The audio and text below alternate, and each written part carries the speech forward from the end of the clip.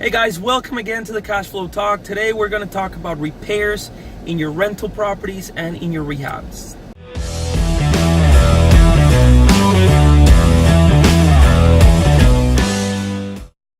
Hey guys, welcome back to the Cash Flow Talk. Very exciting topic because, as you know, real estate investors are always dealing with repairs. If we're buying, fixing, and selling, or buying, fixing, and renting, the big thing about this business is the middle part, the fixing. So that's all we're gonna do. And I wanted to discuss a little bit more about how to have a template on the repairs. And it's so important to have a standard template for all the rehabs that you're doing. Yeah, people get so complicated, and I think it's because of the propaganda out there. The shows make it look like it's such a fancy and creative business, which it is. You know, it's fancy, it's creative, it's fun, it's, you know, to get like excited about all the properties. But guys, the way of freedom is to have a system, in place so that every property, it's easy, come in, come out, and you make more money that way too. Exactly. Try to have a template ready. And what a template means, Michelle's going to talk about a checklist. But what I mean by a template is, for example, all the properties that we have that are, for example, class D and C, which is lower income properties, we keep them all the same paint, same doors, same toilet, same vanity, same light fixtures. It's exactly the same. It's been already approved by us, which is the ones that we like. It's already a price that we know that we like, and it's already approved by Section 8 or by the tenants that are buying these type of properties. Obviously, it gets a little bit more, more designing and fancy and detailed if you're buying A properties, like type A properties, like oceanfront condos or $1 million listings or $500,000 listings or higher end areas where you need some designs, you need some luxury in there so that it can stand out in front of the competition. But if you're dealing with lower income properties, just use the same white or use the same yellow or use the same beige for all the properties. Yeah, and having a checklist is so important. I love checklists for everything I do. So I really believe in the checklist. And what you do, especially if you're starting out, get really familiar with what repairs are. How much is paint? How much is the tile that you usually use? Why? Because when you go into these properties, before you even put them under contract, you can have an estimate in your head of more or less how much it will cost to repair it.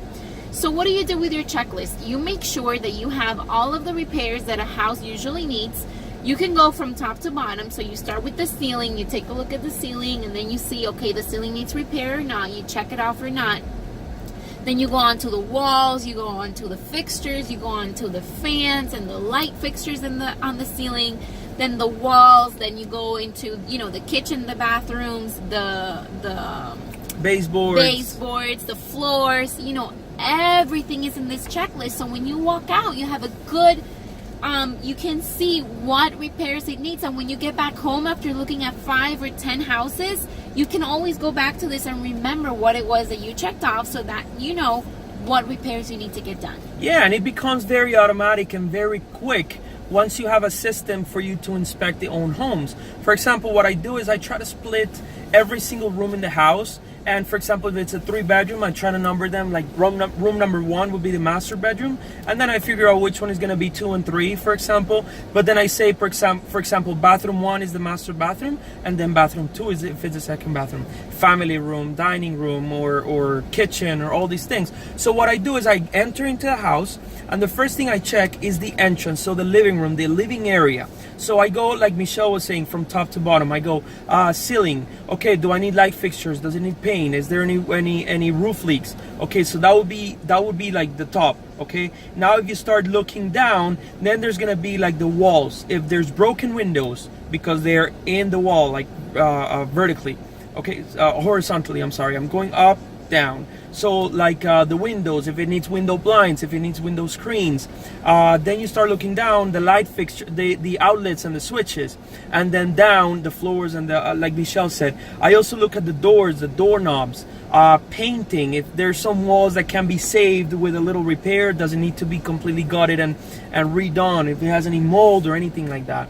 Yes. On the exterior, same thing. I look at the roof, the fascia, if it has any termites, if there's any exterior things that need to be done. And at the end, you finish with landscaping, and if it has a pool or a screen, porch, or something like that. Garage and all those things. Yeah, just make sure you have a checklist. You split it by rooms, and that way, when you go in, you don't miss anything. Because you go into the house, you start looking up and down, you start doing your checklist, your little notes. When you're done, it can be a one simple page per property. Keep it simple. It's the best thing you can do. And then it takes you 5 minutes, 10 minutes doing a full inspection. And after enough practice, you kind of do it like instantly. As soon as you walk into a property, you won't even need the checklist anymore. You just go over it in your head. Okay, ceiling, walls, floors, and it just happens naturally because now you've become a pro at it. But the way to become a pro is to know what you're looking for. Have that checklist at the beginning when you're starting, or even if you're already in the business and you keep, forgetting things, make sure you have that checklist because it will help you remember. That's it, guys, for today. Let us know how we're doing. Do me a favor, if you haven't subscribed, please subscribe below. Come on. It's just a red little button, one little click. And you won't miss one of our videos. All right, guys. See you next time.